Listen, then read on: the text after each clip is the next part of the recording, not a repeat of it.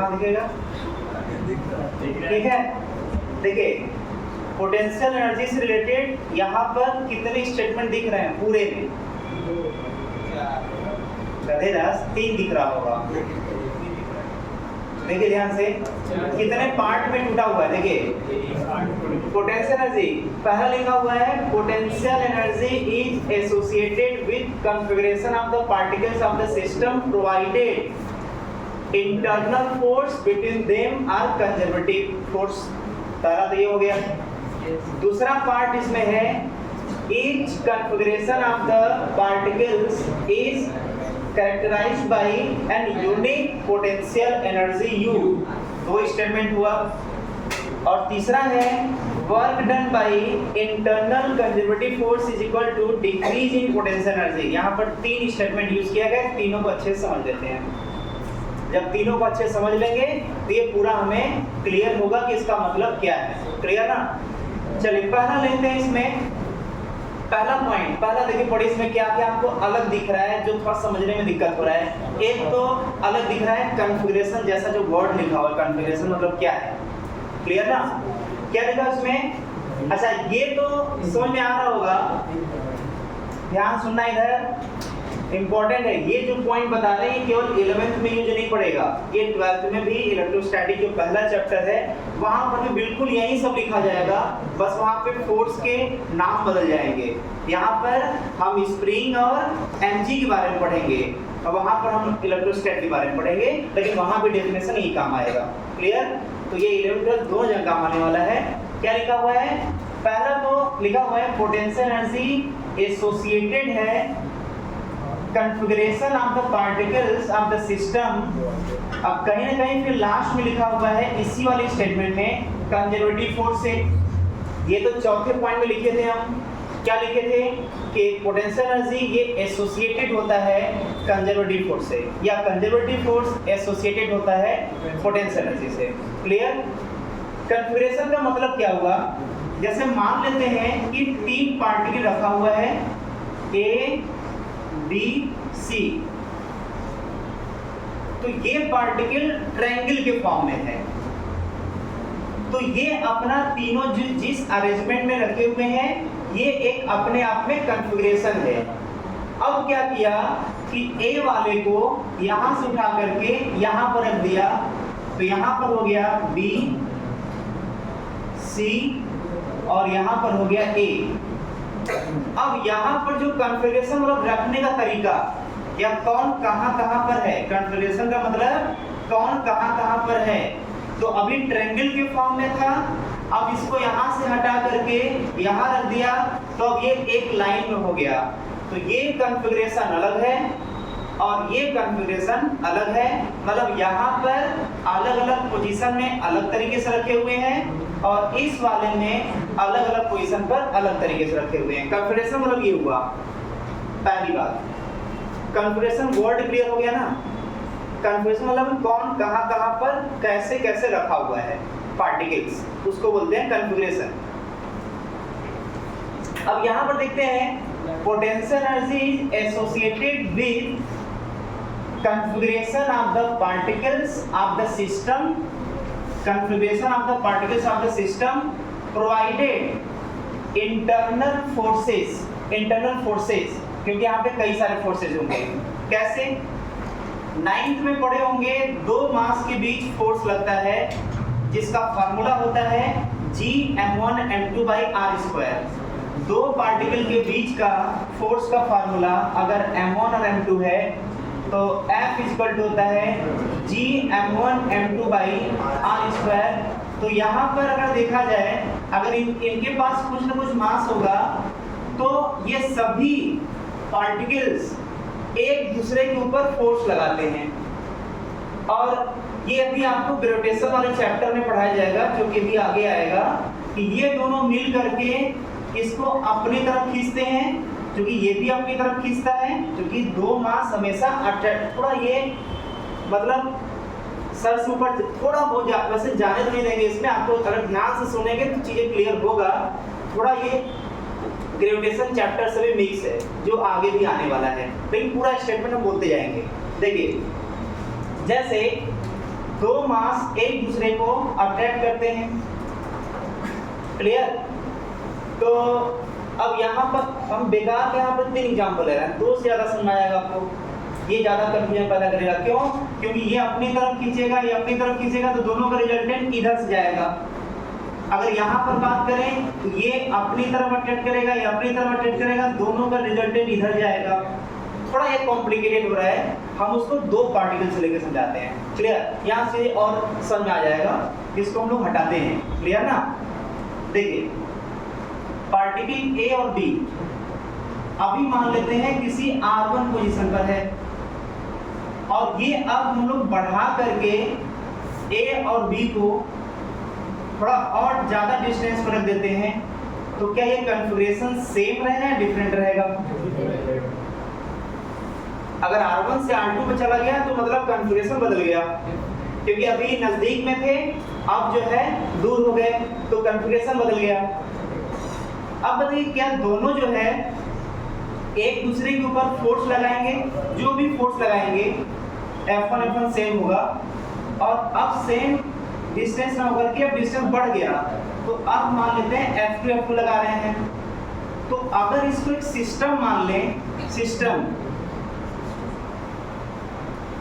तो क्या दोनों फोर्स उस सिस्टम के अंदर का फोर्स हो गया कि नहीं?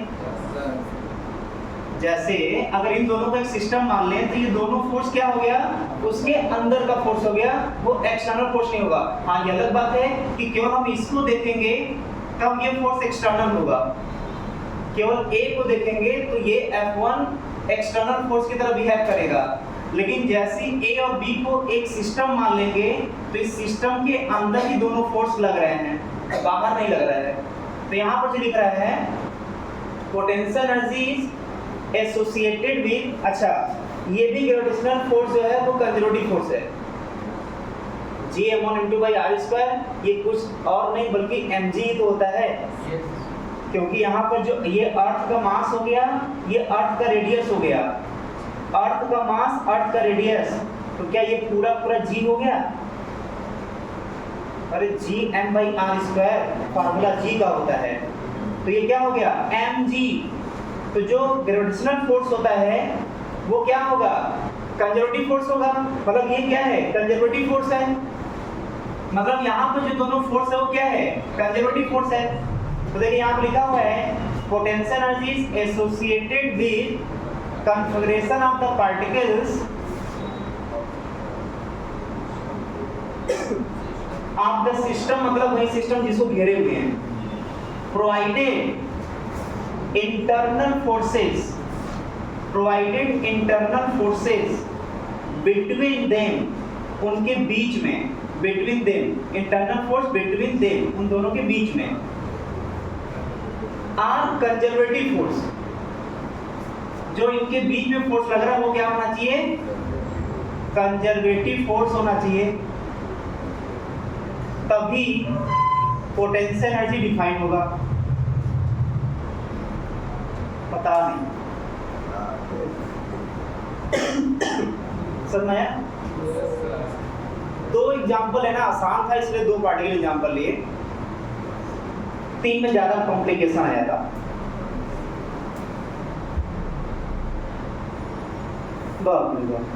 हो गया कि नहीं? क्लियर है? एक बार दोबारा बता दें, दोबारा बता देते हैं। देखिए, पहली बात के दिमाग में ये बैठाना है कि पोटेंशियल एनर्जी केवल किससे रिलेटेड होता है? कंजर्वेटिव फोर्स से कि नॉन कंजर्वेटिव फोर्स से?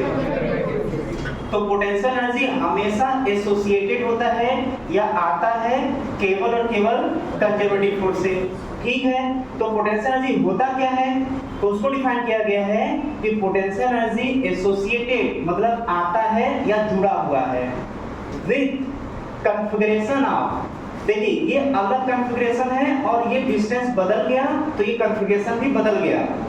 तो चाहे ये सिस्टम ले चाहे ये सिस्टम ले, तो with configuration of the particles of the system, जो लिखा वही हम घेरते बताते जा रहे हैं, particles of the system provided internal force between them are conservative force, अगर ऐसा होगा तो पोटेंशियल एनर्जी डिफाइंड होगा, पहला पॉइंट।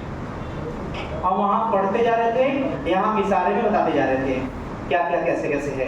सेकंड लाइन पर आइए। सेकंड लाइन क्या है? थोड़ा टाइम खा जा रहा है, जल्दी से समझने की कोशिश करिए, कुछ क्वेश्चन हम पर आए। दूसरा क्या है? Each configuration. बताइए यहाँ पर कितने कॉन्फ़िगरेशन दिख रहे हैं? कौन कौन बताइए? एक ये अलग कॉन्फ़िगरेशन है, दूसरा ये अलग कॉन्फ़िगरेशन है। तो देखिए क्या लिखा हुआ है, each configuration of the particles is categorized by an unique potential energy। मतलब हर कॉन्फ़िगरेशन ऑफ द पार्टिकल्स अपने आप में एक यूनिक पोटेंशियल एनर्जी रखा हुआ है। मतलब ये अलग पोटेंशियल एनर्जी रखा हुआ है, और जब इसका कॉन्फ़िगरेशन बदल गया तो ये अपना अलग पोटेंशियल एनर्जी रखा हुआ है। मतलब ये कहना चाह रहा है कि कॉन्फ़िगरेशन बदलेगा तो पोटेंशियल एनर्जी भी बदल जाएगा। सेकेंड लाइन क्या बताना चाह रहा है कि अगर कॉन्फ़िगरेशन बदलेगा तो उसका पोटेंशियल एनर्जी भी बदल जाएगा। तभी तो लिखा हुआ है कि ईच कॉन्फ़िगरेशन, प्रत्येक configuration of the particles is categorized by unique potential energy, जिसको हम लोग डिनोट करते हैं किससे? यू से। ये दो पॉइंट आ गया। अब जो तीसरा पॉइंट बताने जा रहे हैं, यहीं से इक्वेशन क्रिएट होगा और यहीं से कहानी क्वेश्चन का शुरू होगा। क्लियर? देखिए थर्ड वाले को, अगर सिंपली अगर हमें लिखना हो इस स्टेटमेंट को मैथमेटिकली, तो work done by internal conservative force is equal to decrease in potential energy. ये जो स्टेटमेंट लिखा है, इसी से हमारा एक मैथमेटिकल इक्वेशन क्रिएट होने जा रहा है। देखिए क्या क्रिएट होगा, क्या लिखा? Work done by internal conservative force. Work done को डिनोट करते हैं W से, तो work done by internal conservative force, work done by internal conservative force is equal to decrease in potential energy. देखिए एक आता है इंक्रीज इन और एक आता है डिक्रीज इन। अगर कोई भी टर्म या कोई भी फिजिकल क्वांटिटी जब इंक्रीज करता है तो डेल्टा यू पॉजिटिव आता है। डेल्टा यू मतलब कुछ भी, या डेल्टा एक्स कुछ भी। क्लियर? क्या हुआ? क्या हुआ? रखिएगा ध्यान से, बातचीत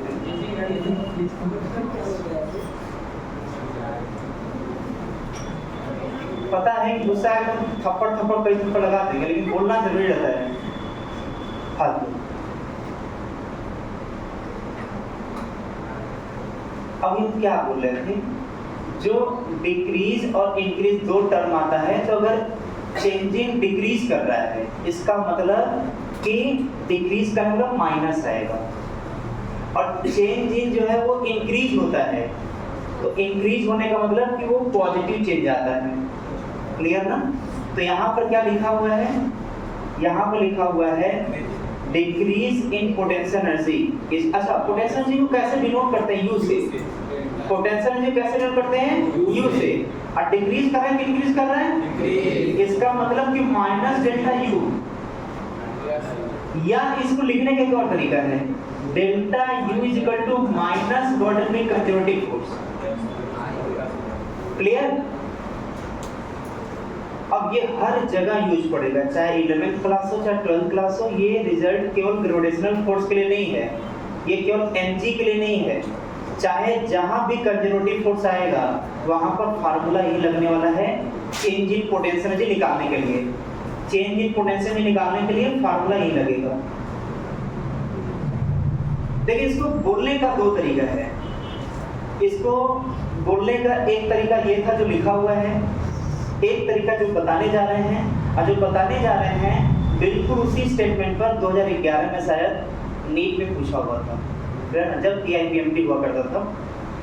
देखिए एक तो लिखा हुआ है work done by internal conservative force is equal to the decrease in the potential energy. इसको लिखने का एक और तरीका ये है, क्या है, क्या है, माइनस का मतलब होता है अगेंस्ट, मतलब उसके विपरीत में जाकर के। माइनस का मतलब क्या होता है, अरे भाई माइनस मतलब क्या होता है, उसके अगेंस्ट में ना, उसके विपरीत में जाकर के। तो यहाँ पर इसको लिखा ऐसे जा सकता है, वर्क डन, देखिए इधर इधर, work done on system, work done on system against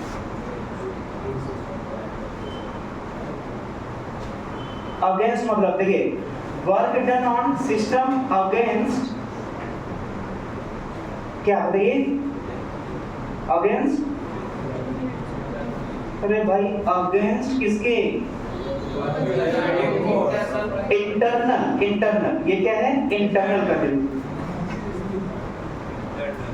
internal conservative force. हम इसको यहां पर बता दे रहे हैं, देखिए work done on system, system यहाँ पर कौन है, इन्हीं दोनों से तो मिलकर के सिस्टम बना हुआ है, सिस्टम इन दोनों से मिलकर बना हुआ है। तो work done on system against, किसके अगेंस्ट, किसके उल्टा, कंजर्वेटिव है सिस्टम को अगेंस्ट, कहां सिस्टम अगेंस्ट किसके, यहाँ क्या against internal conservative force, internal conservative force के अगेंस्ट में। मतलब अगर हम ऐसे जो है इसको क्या करें, अगेंस्ट में वर्क करें, देन पोटेंशियल एनर्जी क्या लिखेंगे बताइए आगे, बताइए क्या लिखेंगे, क्या लिखेंगे यहाँ पर, पोटेंशियल एनर्जी, इसका मतलब नहीं समझ हम बताते हैं वैसे यहाँ पर, विल इंक्रीज, कैसे, इधर ध्यान दीजिए, अब बताएं मुझे क्लियर हो जाएगा। देखिए क्या उसमें है, वर्क डन ऑन सिस्टम, जो यहाँ पे इशारा कर रहे थे, सिस्टम दोनों है, work done on system, on system against, against conservative force is equal to, is equal to लिखा है ना, नहीं अरे कहाँ गया, देन हाँ भाई इज, मतलब इसी को लिख सकते थे, is increase in potential energy, चाहे ऐसे लिखें, set force then potential energy will increase. बताइए पॉजिटिव है नेगेटिव है, पॉजिटिव का मतलब क्या हुआ, इंक्रीज इन, जो है कौन है ये, पोटेंशियल एनर्जी, तो इंक्रीज इन पोटेंशियल एनर्जी। तो work done on system against the conservative force, then potential energy will increase. यही आया था नीट 2011 में, क्लियर। उसमें क्या दिया था बता दे रहे हैं, उसमें जो है work done on system, work done on system will be equal to, फिर यहाँ पर अलग अलग स्टेटमेंट दिया था। पहला लिखा था अगेंस्ट इंटरनल, दूसरा लिखा था बाई इंटरनल, और वैसे एक दो ऑप्शन और दिया था, लेकिन हमें तो मेन बेसिक कॉन्सेप्ट इसको पकड़ना है, यहाँ से जो आएगा वही टिक करेंगे, क्लियर ना। तो इस डेफिनेशन को दो तरीके से लिखा गया है, एक स्टेटमेंट ये है, दूसरा स्टेटमेंट ये है, दोनों याद करके रखेंगे। एक में हम लिखे हैं डिक्रीज, अब दूसरे में लिखे हैं इंक्रीज, दोनों के लिखने का बोलने का तरीका बस बदला हुआ है। थर्ड स्टेटमेंट में बाई लगाया था, इसलिए डिक्रीज कर रहा है, बाई सिस्टम, मतलब एक में था कि ऑन सिस्टम बाई इंटरनल, दूसरे में था बाई सिस्टम ऑन इंटरनल, कुछ इस टाइप का था। तो हमें मेन अपने इस स्टेटमेंट को ध्यान रखना है, अगेंस्ट में होगा तो पोटेंशियल एनर्जी इंक्रीज करेगा, बाई में होगा तो पोटेंशियल एनर्जी डिक्रीज करेगा। अभी लास्ट में लिखवा भी देंगे, कल इसको लिख लीजिए तो एक शॉर्टकट में लिखवा लेते हैं जो दिमाग में बैठाना होगा लास्ट में, फिर हम भी लिखिए इसको, फिर देखते हैं।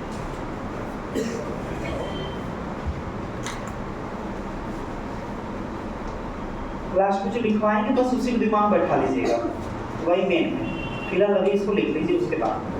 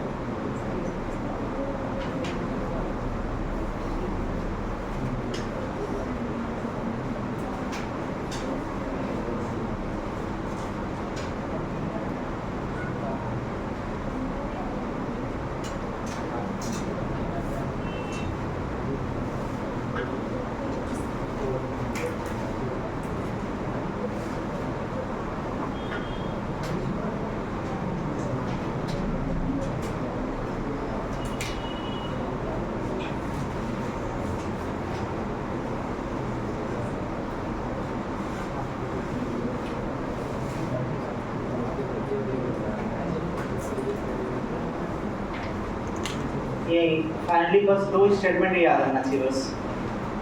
पहला, अगर बाई कंजर्वेटिव फोर्स है तो change in potential energy negative आएगा, और दूसरा अगेंस्ट कंजर्वेटिव फोर्स है तो change in potential energy positive आएगा।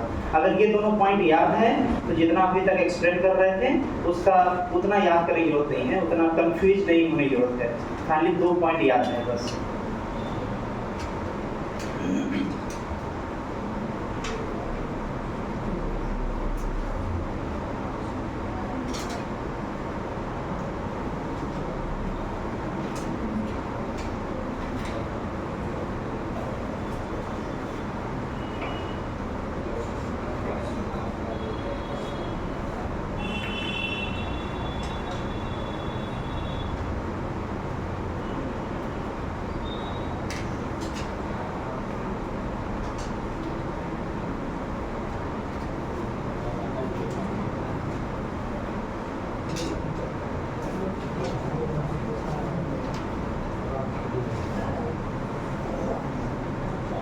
हो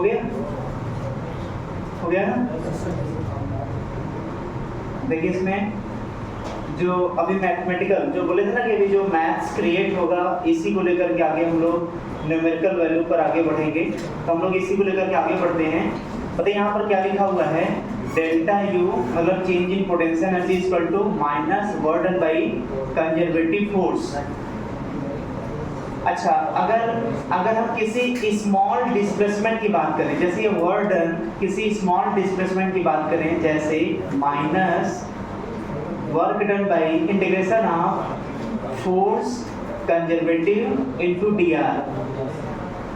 क्लियर? इसको डॉट प्रोडक्ट भी लगा सकते हैं, डॉट प्रोडक्ट ये आ जाएगा du का इंटीग्रेशन। यहाँ से अगर स्मॉल डिस्प्लेसमेंट की बात करेंगे तो ये आ जाएगा ये रिलेशन। ये जो है एक लार्ज डिस्टेंस या डिस्प्लेसमेंट के लिए है, ये स्मॉल के लिए है। तो वर्क डन का फॉर्मूला यही होता है। तो work done by conservative dot dr का माइनस वैल्यू, क्योंकि ये dr स्मॉल डिस्प्लेसमेंट है तो स्मॉल चेंज इन पोजीशन आएगा। अच्छा, यहाँ से अगर 1D की बात करें, वन डायमेंशन की बात करें, वन डायमेंशन, तो उस केस में यहाँ से डॉट प्रोडक्ट तो हट जाएगा। वन डायमेंशन में डॉट प्रोडक्ट 1 आता है, क्योंकि ये तो तब आता है डॉट प्रोडक्ट जब i j k होता है, मतलब x y z तीनों एक्सिस होता है, तब डॉट प्रोडक्ट का यूज आता है। अगर वन डायमेंशन ही होगा तो डॉट प्रोडक्ट डॉट हट जाता है वन डायमेंशन के लिए, क्योंकि वहाँ तो i ही रहेगा, या तो j रहेगा या तो k टैब रहेगा। तो यहाँ से क्या आ जाएगा, force conservative is equal to minus किधर भेजिए, तो माइनस du अपॉन dr को डिवाइड करिए dr, ये आ गया। अब यहाँ से क्वेश्चन कैसे पूछेगा, सिंपली अगर पोटेंशियल एनर्जी दे दिया 2x माइनस 3x स्क्वायर, ये पोटेंशियल एनर्जी दे दिया, क्लियर, और वो पूछ दिया फोर्स क्या होगा। तो बताइए, अगर पोटेंशियल एनर्जी दिया है और फोर्स पूछ रहा है, तो क्या हमें क्या करना पड़ेगा, डिफरेंशिएशन करना पड़ेगा। जैसे ये पोटेंशियल एनर्जी गिवन है, क्वेश्चन के फॉर्म में बता रहे हैं, अगर पोटेंशियल एनर्जी गिवन है, किसके फंक्शन में है, पोजीशन के, x क्या है, पोजीशन है, तो यहाँ पर potential energy as a function of position है और हमसे फोर्स पूछ रहा है, तो क्या करना होगा, तो force is equal to, force और पोटेंशियल एनर्जी में रिलेशन होता है ये, तो हो जाएगा minus du upon dx, dx यहाँ पर होगा x होगा, तो बताइए डिफरेंशिएशन क्या आएगा, माइनस 2x, x का डिफरेंशिएशन 1, तो 2 माइनस x स्क्वायर का हो गया 2x, और ये आ जाएगा माइनस 2 प्लस 6x। मतलब ये फार्मूला आ भी गया और इसका एक एग्जांपल बता दिया कि अगर पोटेंशियल एनर्जी दिया है और फोर्स पूछ रहा है, तो इस फार्मूले के बेसिस पर हमें डिफरेंशिएशन करना पड़ेगा। और अगर हमसे पूछता 2 मीटर पर या 5 मीटर पर या 10 मीटर पर, मतलब पोजीशन दे देता, तो लास्ट में यहाँ पर जो भी दिया रहता, वो 5 मीटर, 10 मीटर, 20 मीटर, वो हम यहाँ पर न्यूमेरिकल वैल्यू रख देते, तो न्यूटन में आंसर आ जाता, ये आंसर न्यूटन में आ जाएगा। क्लियर ना? तो ये तो पहले से बता चुके हैं, बोलिए, पहले बता चुके हैं, इसी से ये आया है और इसी का एग्जांपल ये है, नोट कर लीजिए।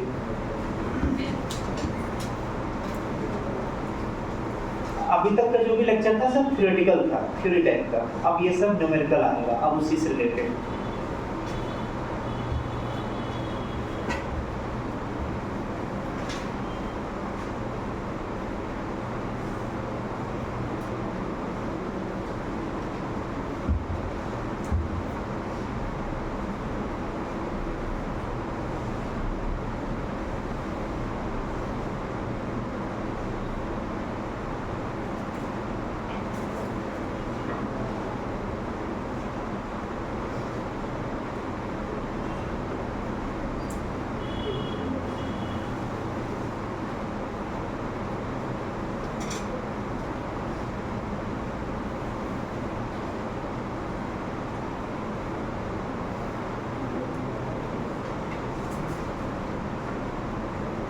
हो गया?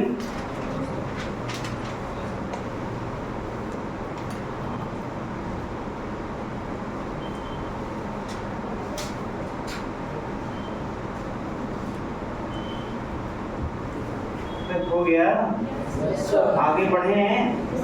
अच्छा बताइए, जहां पर डिफरेंशिएशन होता है, अगर जिसको डिफरेंशिएट करते हैं, अगर उसको y एक्सिस पर रख दें और जिसके रिस्पेक्ट में डिफरेंशिएट करते हैं अगर उसको x एक्सिस पर रख दें, तो उसका जो ग्राफ का टेंजेंट होगा वो यहाँ पर क्या देगा?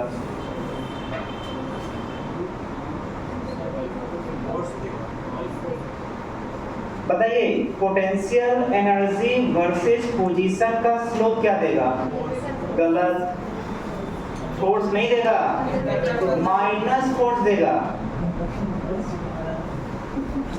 अरे भाई ये दिख रहा है यहाँ पर, हमको क्या बोलने की जरूरत है, यहाँ पर यही ना स्लोप होता है। अरे भाई यहाँ पर जो डिफरेंशिएशन होता है वही क्या होता है, स्लोप। तो इसका मतलब माइनस स्लोप ना हो जाएगा, तो ये स्लोप हो गया तो माइनस स्लोप, तो यही है माइनस एफ। तो पोटेंशियल वर्सेस पोजीशन का स्लोप देगा माइनस फोर्स।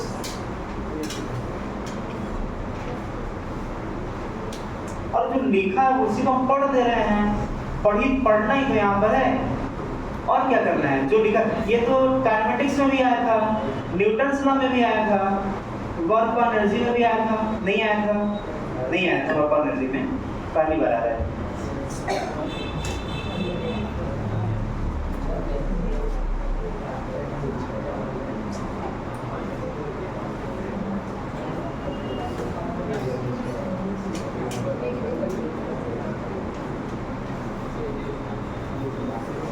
क्वेश्चन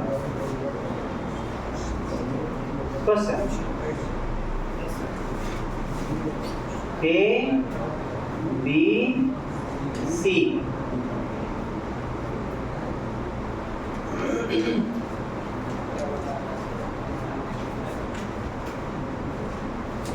ये लिख लिया नहीं, इसको लिखेंगे नहीं आप लोग,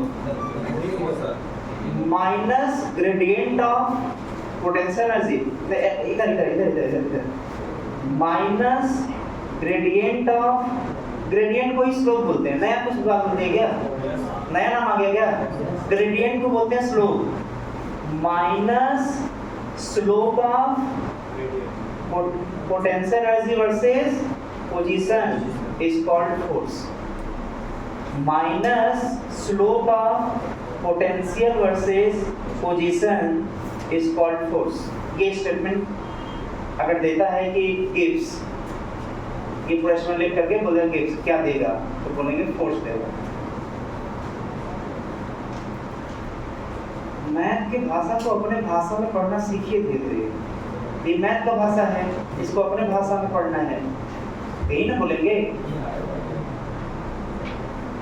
हो गया, चलिए अब इसी पर रिलेटेड ये क्वेश्चन है, इसे पूछ क्या रहे हैं, ध्यान से इधर सुनना है। जैसे उसका पोजीशन एक्सिस तो ये दिया हुआ है, ध्यान से सुनना इधर है, पोजीशन एक्सिस ये दिया हुआ है, तो जो ए पोजीशन होगा वो कहाँ पर होगा, ए पोजीशन यहाँ होगा, बी पोजीशन ओरिजिन पर होगा, और सी वाला पोजीशन आपका यहाँ पर होगा, ठीक है। चलिए बताइए कि define the direction of force at point A B C. Find direction of force at points A, B and C.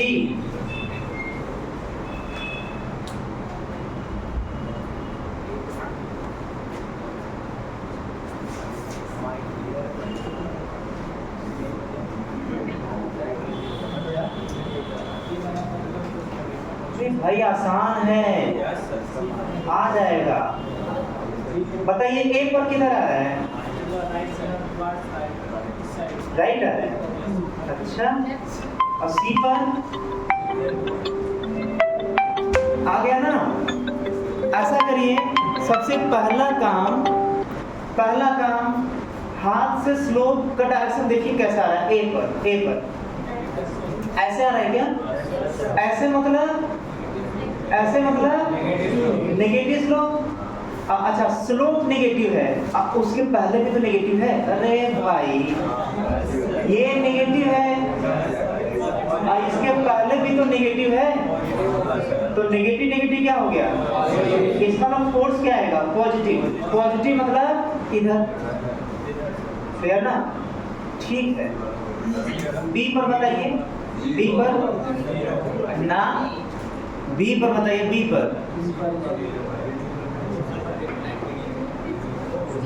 पर क्या होगा, हाँ वो तो डरा रहे थे, बी पर स्लोप क्या आएगा 0। देख लीजिए अब 0 के पहले माइनस लगा तो -0, ऐसा होगा नहीं? तो बोलेंगे फोर्स लगा ही नहीं। अरे भाई यहाँ पर फोर्स कहाँ लगेगा, बी पर कहाँ फोर्स लगेगा, नहीं लगेगा। यहाँ पर टेंजेंट ड्रॉ करिए, पॉजिटिव स्लोप। स्लोप पॉजिटिव का मतलब, स्लोप पॉजिटिव मतलब फोर्स क्या हो जाएगा, और नेगेटिव मतलब पॉजिटिव। अरे गधे 10 के नंबर गांधी, ठीक है। तो डायरेक्शन दिखा दीजिए, यहाँ पर इधर और यहाँ पर फोर्स 0। चलिए सॉल्यूशन दिखाइएगा। ऐसा नहीं कि क्वेश्चन का भी डायग्राम वही और सॉल्यूशन भी वही, न रिवीजन टाइम पर सॉल्यूशन भी और क्वेश्चन साथ साथ पढ़ेंगे। सॉल्यूशन का डायग्राम अलग होना चाहिए।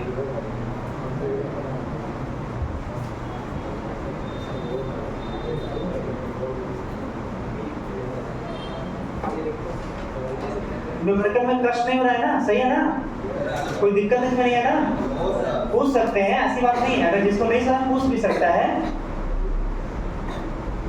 थ्योरेटिकल पोर्शन था, उसमें थोड़ा तो बोरिंग हो जाता है। वैसे एक बार रिवीजन करिएगा, कोई दिक्कत होगा तो पूछ लीजिएगा उसमें।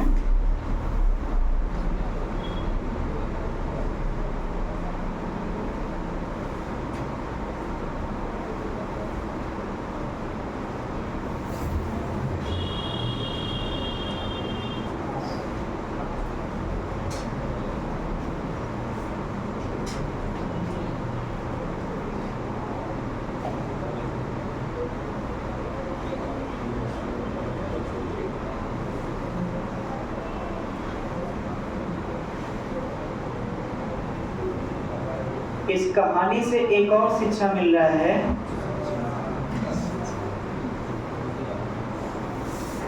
पोटेंशियल एनर्जी जिधर बढ़ता है उसके अपोजिट में फोर्स लगता है। बहुत ही इंपॉर्टेंट ये स्टेटमेंट है, बहुत ही बढ़िया इंपॉर्टेंट, बहुत अच्छा स्टेटमेंट। क्या, जिधर पोटेंशियल एनर्जी घटेगा फोर्स उसी डायरेक्शन में होता है, और जिधर पोटेंशियल, हम यहाँ पर भी और समझाएंगे, पहले पर बोल दें कि जिसको सोचना है सोच ले इतने बातों से ही। जिधर पोटेंशियल एनर्जी बढ़ेगा फोर्स उसके उल्टा लगता है, और जिधर पोटेंशियल एनर्जी घटता है फोर्स उसी डायरेक्शन में लगता है। यहाँ पर देख लेते हैं, तो देखिए कहाँ से कहाँ तक पोटेंशियल एनर्जी घट रहा है। बोलेंगे यहाँ से यहाँ तक पोटेंशियल एनर्जी घट रहा है, तो जहां से जहां तक पोटेंशियल एनर्जी घटेगा फोर्स उसी डायरेक्शन में होगा। देखिए इधर पोटेंशियल एनर्जी घट रहा है तो फोर्स भी उसी डायरेक्शन में है। आगे कई जगह काम आने वाला है, केवल इसी, ये स्टेटमेंट केवल इसी से मतलब नहीं रखता, आगे कई जगह इसका यूज करेंगे हम। क्लियर ना? बताइए पोटेंशियल एनर्जी बढ़ रहा है घट रहा है? अच्छा, पोटेंशियल एनर्जी जिधर बढ़ता है फोर्स उसके अपोजिट लगता है। मतलब पोटेंशियल एनर्जी इधर नहीं बढ़ रहा है, नियमतः पोटेंशियल एनर्जी इधर बढ़ रहा है। अरे भाई इधर ही ना, ऐसे आगे बढ़ते जाएंगे तो पोटेंशियल एनर्जी बढ़ता जा रहा है। तो पोटेंशियल एनर्जी किधर बढ़ रहा है, इधर की तरफ, तो फोर्स क्या होगा, बढ़ने वाले पोटेंशियल एनर्जी के अपोजिट। सर इसका मतलब थोड़ा आप जब बोल रहे थे तो दिमाग में कुछ ये सोच रहे थे कि अगर इसको ऊपर बढ़ाएं तो पोटेंशियल एनर्जी बढ़ेगा घटेगा?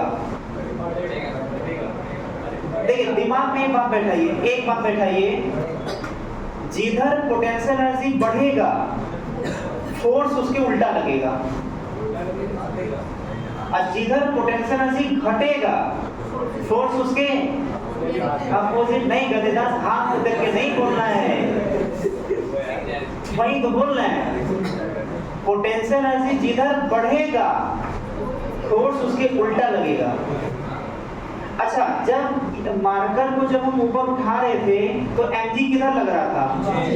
अच्छा, mg फोर्स नीचे लगा, तो जिधर फोर्स लगेगा उसके उल्टा चलेंगे तो पोटेंशियल एनर्जी कौन घटेगा? फिर किसको द्वारा पड़ा घटने का? जिधर फोर्स लगेगा उसके उल्टा चलेंगे तो पोटेंशियल क्या करेगा, पक्का है ना। अच्छा दूसरा एग्जांपल, ये थोड़ा मतलब जो सोचने वाले बच्चे को थोड़ा अच्छा लगा होगा कि अच्छा ये रिलेट हो रहा है, एक इससे ये रिलेट हो रहा है। दूसरा रिलेट करते हैं, एक हाथ में मून है, एक हाथ में अर्थ है, और आपने किसी तरीके से दोनों को रोक दिया, क्लियर, किसी डिस्टेंस पर मून और अर्थ। अगर इनके बीच के डिस्टेंस को बढ़ाएंगे तो पोटेंशियल एनर्जी घटेगा बढ़ेगा, देखते हैं कितना दिमाग चलता है। पोटेंशियल एनर्जी बढ़ेगा बढ़ेगा से। अरे भाई जब दो मास रखे हुए हैं तो इसके ऊपर कंजर्वेटिव फोर्स किधर लग रहा है, इधर, और इसके ऊपर किधर, इधर। जिधर फोर्स लगा उसके उल्टा चला। अरे भाई इसके ऊपर इधर लगा उसके उल्टा चला है, इसके ऊपर इधर लगा उसके उल्टा चला है। तो जब दोनों फोर्स का अपोजिट चला रहे हैं तो पोटेंशियल क्या करेगा, यहाँ भी यूज हो गया। दूसरा आते हैं, दूसरा देखते हैं, एक पॉजिटिव चार्ज, ये 12th का सिलेबस पढ़ा रहे हैं। जब बात शुरू हुआ ही है तो इसमें इसको भी सेटिस्फाई कराते हैं। एक पॉजिटिव चार्ज, एक negative charge. Positive negative charge attract करता है कि रिपेल करता है, इसका मतलब कि दोनों जो है एक दूसरे की तरफ जाएं, दोनों पर एक दूसरे को फोर्स लग रहा है इधर की तरफ। अगर उसके अपोजिट मूव कराएं तब पोटेंशियल एनर्जी बढ़ेगा, पक्का है। इसका मतलब इलेक्ट्रॉन और प्रोटॉन के डिस्टेंस को जब बढ़ाते हैं तो पोटेंशियल एनर्जी क्या करता है। सर हमको आप जब ये बात बोल रहे थे ना तो हमको केमिस्ट्री याद आ रहा था। केमिस्ट्री को ये याद आ रहा था कि प्रोटॉन मतलब न्यूक्लियस अपने जगह था और इलेक्ट्रॉन चक्कर काट रहा था। अभी n=1 में चक्कर काट रहा था, अब n=2 में चक्कर काट रहा है, अब 3 में। तो क्या इससे डिस्टेंस बढ़ा ही घटा? अच्छा डिस्टेंस बढ़ने पर पोटेंशियल बढ़ता ही घटता है। इसका मतलब कि जो पहले सेल में इलेक्ट्रॉन मूव कर रहा था उसका पोटेंशियल ज्यादा रहा होगा, दूसरे वाले में और ज्यादा। भाई मतलब ज्यादा आ गया, दूसरा कम आना ही है। ये दिमाग बैठा कर के आंसर देना तो क्या दे पाएंगे, और ज्यादा। अब तीसरे वाले में और ज्यादा ना, नहीं रिलेट कर पा रहे हैं। आप केमिस्ट्री पढ़िएगा तो उसमें लिखा होगा कि जैसे नंबर ऑफ सेल इंक्रीज करता है पोटेंशियल एनर्जी इंक्रीज करता है। उसका रिलेशन इससे है कि नहीं, सब एक दूसरे से कनेक्टेड है कि नहीं। बस तो लिख लीजिए उसको। किसको लिखेंगे, जो समझ आया। हाँ सर हमको कुछ भी नहीं आया तो नहीं लिखेंगे, क्या दिक्कत है। इसको समझ में आ गया कि इलेक्ट्रॉन प्रोटॉन एक दूसरे को अट्रैक्ट करते हैं, फोर्स इधर लगा चलाए उसके उल्टा, और जब फोर्स के उल्टा चलाएंगे तो पोटेंशियल एनर्जी बढ़ेगा। इलेक्ट्रॉन प्रोटॉन को लगा फोर्स ऐसे और उसको उल्टा चलाए तो पोटेंशियल एनर्जी क्या करेगा, बढ़ेगा।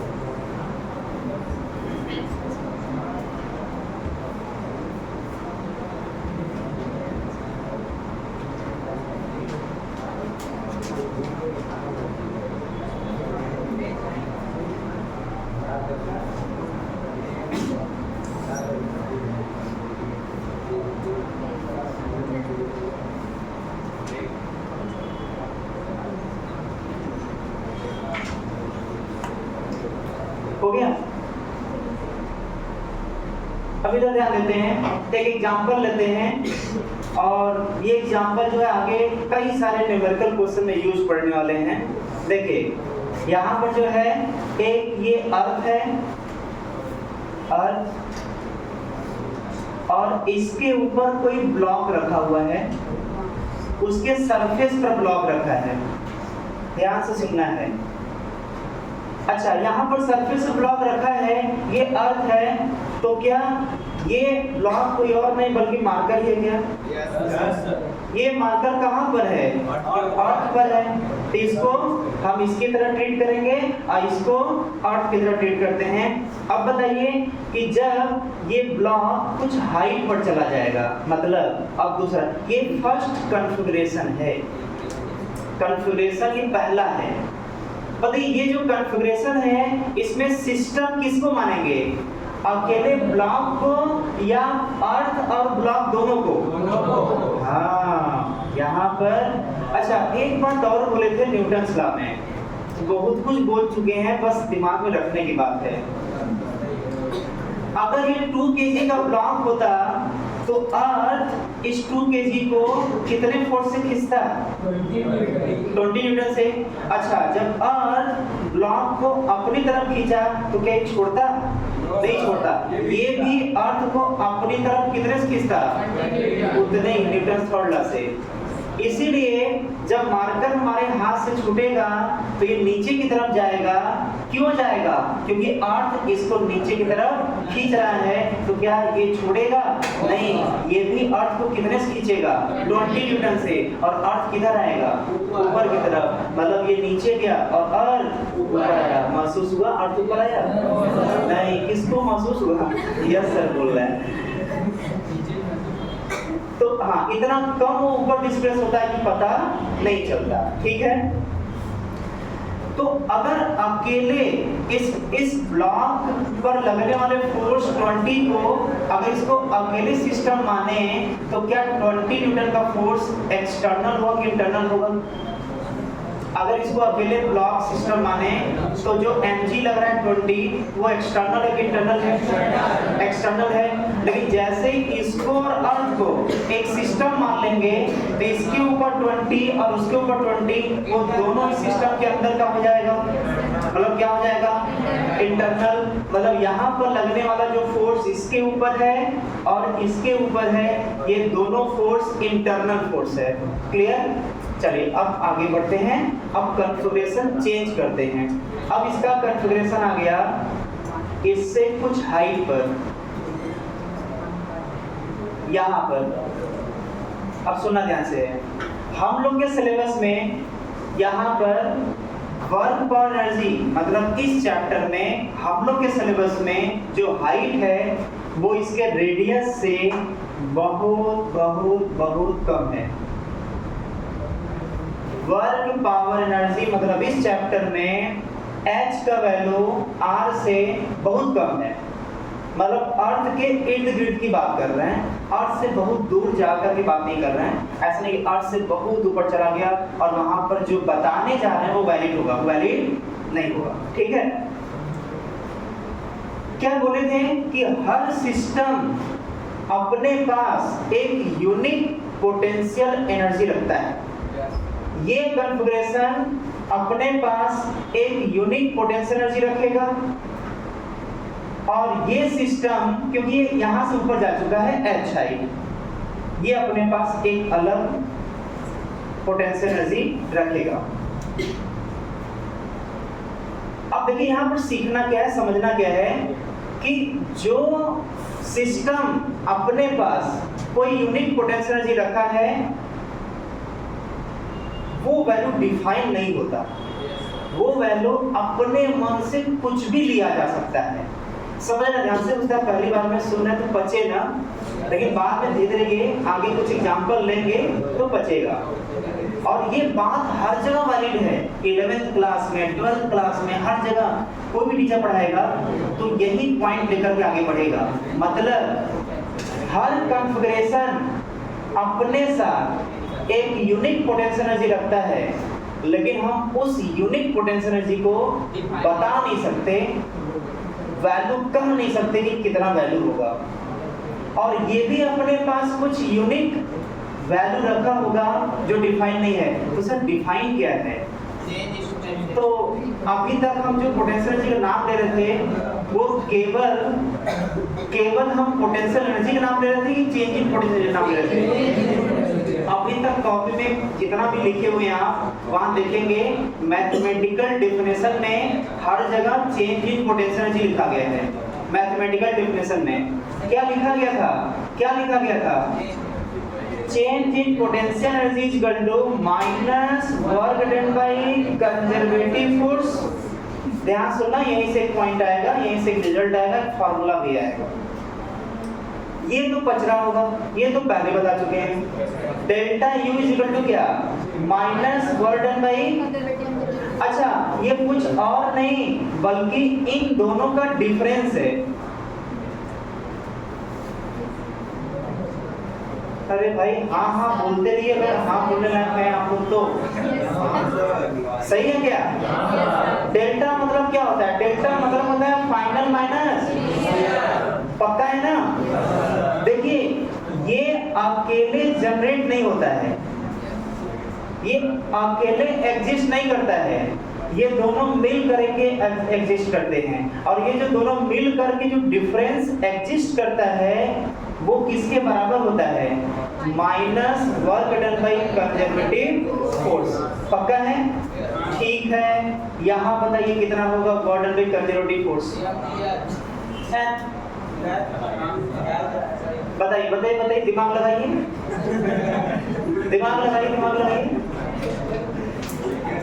अरे इसी को एग्जांपल लिए थे ना, इसको इसका मास कितना है? m। भाई m तो माना जा सकता था ना, इसका मास कितना है? m। इसको कितना उठाया गया?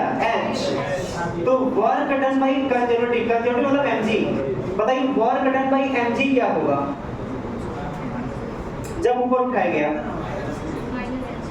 Minus mg h। अच्छा यहाँ पर रखिए क्या है? माइनस माइनस mg h मतलब प्लस mg h। क्लियर? बहुत ध्यान सुना समझना, क्योंकि इसी से आगे क्वेश्चन बनने वाला है। बताइए जब ये कॉन्फ़िगरेशन था और ये था u इनिशियल और u फाइनल, तो अकेले अकेले डिफाइन नहीं हो रहे थे, अकेले अकेले डिफाइन नहीं हो रहे थे। क्या डिफाइन हो रहा था? डिफाइन हो रहा था चेंज इन। क्या डिफाइन हो रहा था? तो चेंज इन पोटेंशियल एनर्जी किसके बराबर आया? Plus mgh। अच्छा अब ये बताइए यहाँ पर कि जो डेल्टा u है वो प्लस mgh आया। इधर इधर इधर लापरवाही, बाद में दिक्कत आने लगे क्वेश्चन में। जो डेल्टा u है वो क्या आया? Plus mgh। तो यहाँ पर जो u final minus u initial equal two plus mgh है, तो जब हमें डिफरेंस से ही मतलब है तो इसको हम चाहे जो मन करे वैल्यू ले सकते हैं, इसको भी जो मन करे वैल्यू ले सकते हैं, इसको भी चाहे जो मन करे वैल्यू ले सकते हैं, लेकिन एक को ही वैल्यू लेना पड़ेगा, एक का ही वैल्यू लेना पड़ेगा, दोनों का नहीं। अपने मन से किसी एक का वैल्यू ले सकते हैं, लेकिन दूसरा वाला इस तरीके से लेना पड़ेगा कि उसका जो डिफरेंस है वो इसके बराबर है। उसी को बोलते हैं रेफरेंस फ्रेम। जैसे u फाइनल और u इनिशियल में से किसी एक को हम जीरो भी ले सकते हैं। जैसे अगर हम इसको जीरो ले लिए तो ये हमारे बस में, इसको न्यूमेरिकली बता रहे हैं। जैसे u final minus u initial equal to 100 आ गया। क्लियर? हम न्यूमेरिकल बता रहे हैं कि u final minus u equal to 100 आ रहा है। तो हम इसको अगर जीरो लेंगे तो एक वाला हमारे बस में है, लेकिन दूसरा इस तरीके से लेना होगा कि उसका डिफरेंस 100 आना चाहिए। मतलब कि if u initial is taken as 0, then u final को क्या होना पड़ेगा? 100 जूल। पहली बात। दूसरी बात कि अगर हमारा मन किया कि यहाँ पर इसको 10 ले लें, u इनिशियल को हम 10 जूल ले लेते हैं, तो हमारा मजबूरी है कि यहाँ पर हम 110 ही लेंगे, क्योंकि 110 में से 10 घटाएंगे तो 100 आएगा। मतलब इन दोनों में से कोई एक वैल्यू अपने मन से कुछ भी ले सकते हैं, लेकिन कोई भी वैल्यू लेने से ज्यादा आसान कौन सा वैल्यू लेना है? जैसे हमें इनिशियल कुछ भी लिया जा सकता है, लेकिन आसान कौन सा वैल्यू लेना होगा? 0। इसलिए हम लोग एक आदत बना लेंगे कि जो इनिशियल ग्राउंड पर था, ग्राउंड पर उस समय इनिशियल पोटेंशियल एनर्जी हम 0 ले लेंगे। अब जैसे ही उसको 0 लेंगे, ये 0 हुआ, ये 0 हुआ, तो जो फाइनल है वो क्या बन जाएगा? Plus mgh। लेकिन ध्यान देंगे कि जब इसको ऊपर h हाइट ले जा रहे हैं तो इसका पोटेंशियल एनर्जी mgs तो बोलेंगे। जैसे इसको हम H हाइट ऊपर ले गए तो पोटेंशियल एनर्जी कितना होगा प्लस mgh, लेकिन ये तभी सही माना जाएगा जब जहां से इसको ऊपर उठाए थे, जहां से इसको ऊपर उठाए थे वहां पर इनिशियल पोटेंशियल एनर्जी जीरो लेना पड़ेगा। जब वहां जीरो लेंगे तब यहां पर mgh कहलाएगा। यहां जीरो नहीं लेंगे, मान लेते हैं यहां पर ले लिए k, जब यहां पर k होगा तो यहां पर अब क्या होगा, अब हो जाएगा k प्लस mgh। अरे भाई अब क्या, यहाँ पर अगर जीरो लेकर के हम k ले लिए, k पोटेंशियल एनर्जी, तो यहाँ पर कितना होगा k प्लस mgh और उसका डिफरेंस फिर mgh आएगा। हम ऐसा करते हैं नेक्स्ट टर्म पे इसको फिर दोबारा बताते हुए हम आगे न्यूमेरिकल क्वेश्चन की तरफ बढ़ेंगे। थ्योरी पूरा खत्म हो गया, क्लियर। इसको पूरा नोट कर लीजिएगा, ये पूरा कॉपी में होना चाहिए।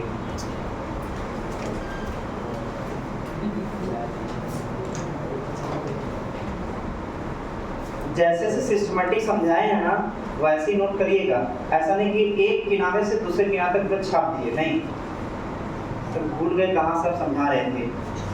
पहले ये लिखे थे, फिर इसको लिखे थे, फिर इसको लिखे थे, और ये अलग से ब्रैकेट में लिख लेना है, तब फिर इसको लिखना है, इसके बाद फिर इसको न्यूमेरिकल वैल्यू के रूप में हम यहाँ समझाए थे तो इसको लिखना है लास्ट में। ऐसे सिस्टमैटिक नोट कर लीजिए। इसी के साथ हम लोग आगे बढ़ेंगे नेक्स्ट टाइम पे।